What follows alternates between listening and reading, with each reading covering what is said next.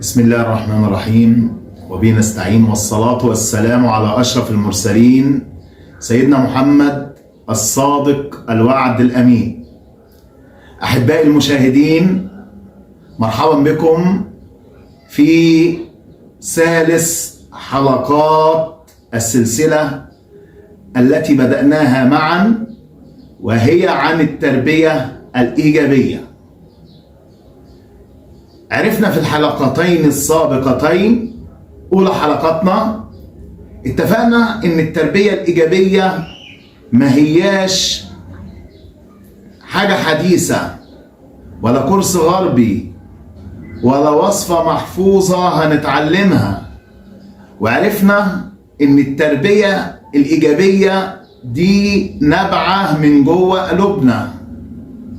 تاني حاجة، عرفنا إن التربية الإيجابية في الحلقة الثانية بترتبط ارتباط وثيق بالدين وبالأخلاق. وعرفنا إن التربية هي اللي بتحمي الطفل، مش هي اللي بتخليه يهرب. التربية هي اللي بتعلمه وبتحببه في القيم، مش بتخليه يبعد عنها. السؤال اللي احنا كلنا عمالين نسأله، أنا نفسي أربي ولادي تربية إيجابية صحيحة. أبدأ إزاي؟ أبدأ منين؟ أعمل إيه؟ طيب، قعدت أفكر يا ترى الحلقة دي أعمل فيها إيه؟ ربنا سبحانه وتعالى هداني إن تكون الحلقة تطبيق عملي. طب تطبيق عملي اجيب مين؟ اطبق ازاي؟ ما لقيتش افضل من خير الخلق سيدنا محمد صلى الله عليه وسلم، والمواقف اللي اتعلمناها من سيدنا محمد صلى الله عليه وسلم. فكانت حلقة اليوم من محمد صلى الله عليه وسلم. نبدأ الطريق. حين يربي الإنسان، ما نتيجة التربية؟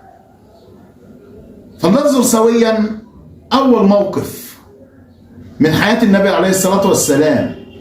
طفل صغير اسمه أبو عمير. المهم الطفل ده مات ليه عصفور.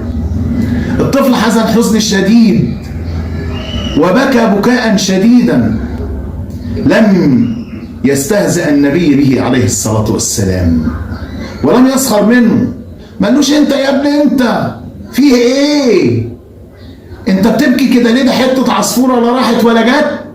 النبي عليه الصلاة والسلام اقترب منه وابتسم وقال: يا أبا عمير، ما فعل النغير.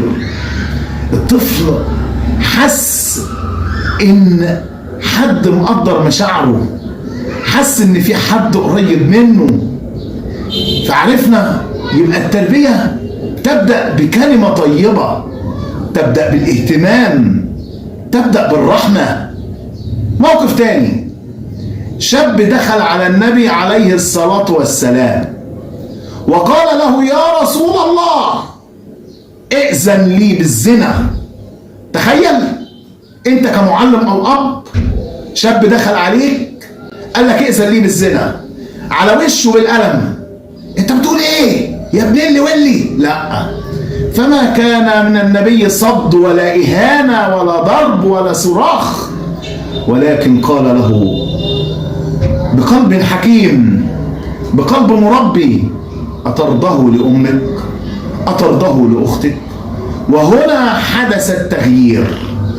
فقال الشاب: ما كان لي شيء أبغض من الزنا.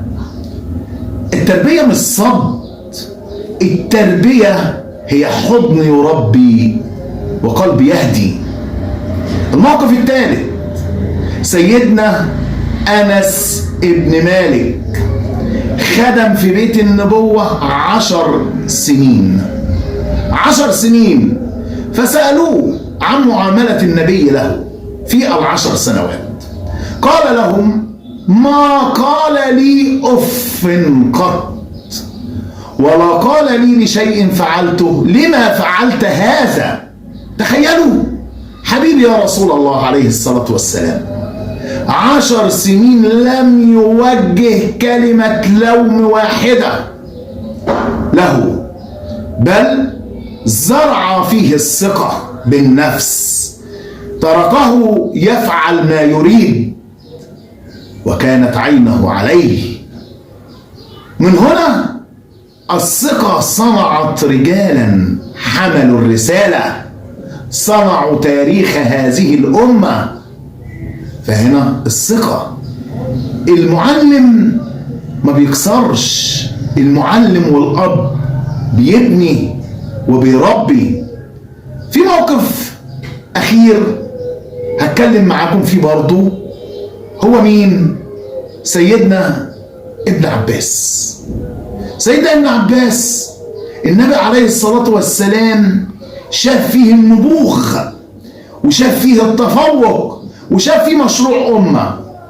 ما أنت كمعلم لازم يبقى أنت عندك كده، كمربي لازم كده، كأب كأم لازم تشوف في طفلك هو ده إيه، بيحب إيه، ونابغ ولا مش نابغ، متفوق ولا مش متفوق. فقال له: يا غلام إني أعلمك كلمات. قال له: يا غلام إني أعلمك كلمات. فأصبح من؟ ابن عباس أصبح حبر الأمة.